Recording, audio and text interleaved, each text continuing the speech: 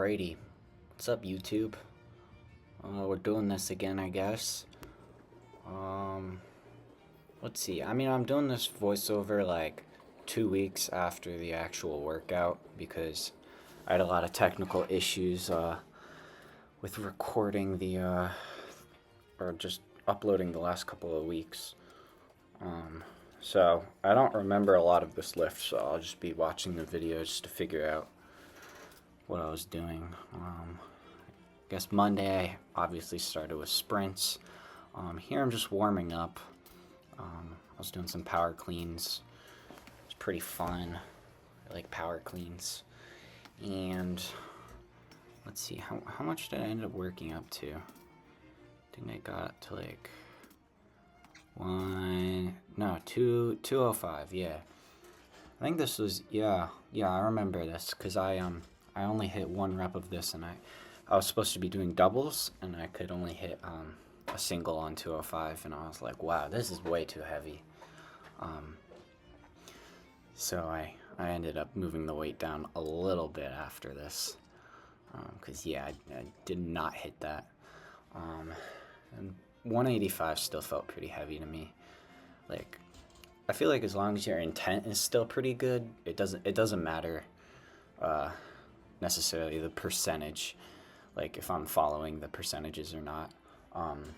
Because in my app that I have, like, it tells me to work up to a certain percentage of my 1 rep max. So sometimes it'll be like 70%, and then I'll do the calculation, and sometimes my set I can't hit that certain percentage, and I'll just have to go lower because I still want to have high quality training. I want reps that are going to be somewhat decent form but also have enough intent behind them. So yeah, I think I was doing doubles on this day, and then I was doing singles after that.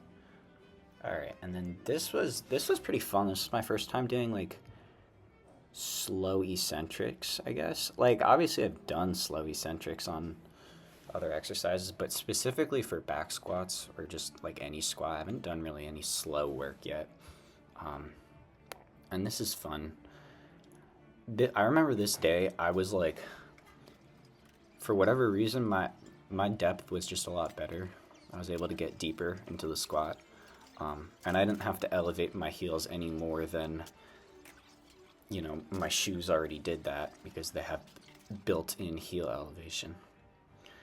This is the Wednesday lift. I don't think I recorded my sprints, so maybe I didn't sprint that day. I probably sprinted that day. I feel like I sprint 3 days a week.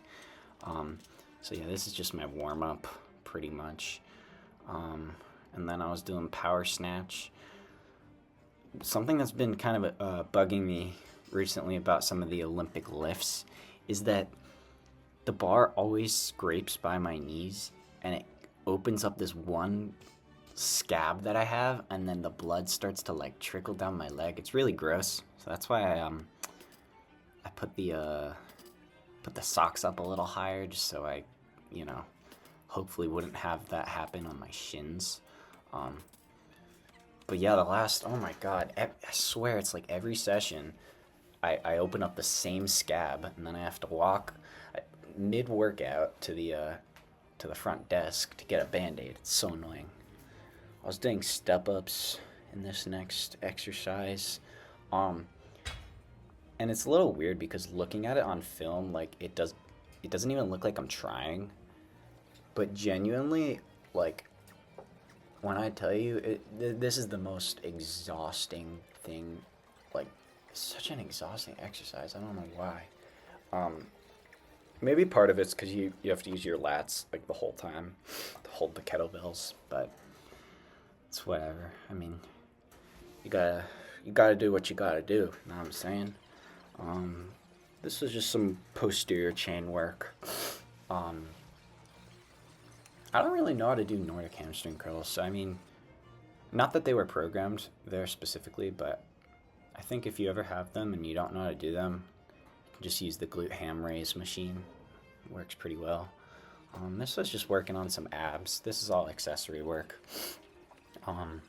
obviously still important, but it's not the bread and butter of the workout. That's why it goes at the end. And then I recorded one of my sprints here. I was doing 40s. I think I did 7 total sets. But I don't know. I like sprinting. It's definitely better than long distance, that's for sure. This is the Friday lift. I'll always warm up, you know. I think one thing that's been really good for my squat mobility is like learning how to overhead squat. So I've been doing a lot of, warm up with that. It's really tiring, but I think it's paying off because my mobility is just getting that much better. And then we had some hang cleans here. I was having trouble with the catches. It's a little hard to like time it, make it smooth.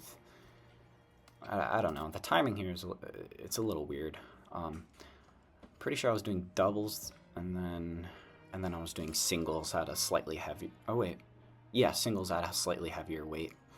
So I did doubles with 155 and then singles with 170. I kind of like hang cleans.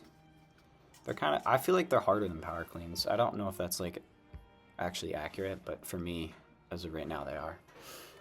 Oh, and this is fun stuff. I like doing anything that's like fast and like joint angle specific to what I'm doing. It's always just the most fun because it's not as taxing on your body, and like it's more specific. I don't know. I find it really fun. Just like trying to move a light weight quickly. It's kind of an ego boost.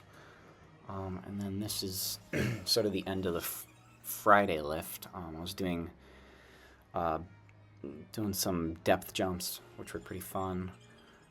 So I was just dropping from a box and then trying to touch this part of like I don't know, the whatever architecture that is that was holding up the pull-up bars. Unfortunately, there was this girl there, so I didn't want to include too much of this. I would have blurred her out, but I didn't. And then, this is like the last part of the workout. This is just hitting a little bit of posterior chain. There's a pattern to all this stuff. Like you do all the fast work in the beginning.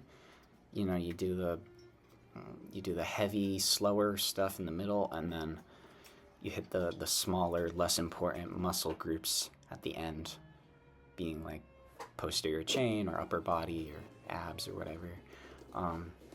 And then this is my Saturday jump session. It wasn't good, if I'm being frank.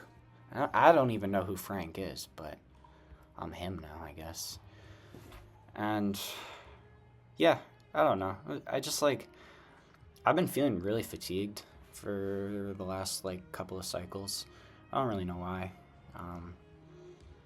Can't really jump very high. Probably, I feel like for the last month or so, I've been touching probably 10.4 at maximum. And that's sort of what I came in with as my max touch before I actually started THP. But it's whatever. I mean, I feel as though if I'm deloaded, I could touch 10.7 or something, but that might be, I don't know. Maybe I'm just overconfident. I don't really know. But so I mean, I guess that day I was doing a lot of left-right jumping, which is something I want to get better at for volleyball. Left-right's pretty fun. I think right now my right-left is a little better technically. I have better technique right now, because I have more experience doing right-left. I don't go up to hit a volleyball and then jump left-right. It's just not really what I do. I block left-right, and that's really it. But if that's more important than hitting, then I feel like it's probably better for me to focus more on the left-right jumping. Obviously, I was doing right-left here towards the end because I really wanted to jump high, and I was like, oh, maybe I'll just switch the approach. But it wasn't great. That's okay though. It was a fun week of training. Um, and yeah, I'll hopefully this upload actually works out and the audio works, and I'll should be uploading on a consistent basis unless there's no more technical difficulties. So I'll see you guys in the next one. Peace.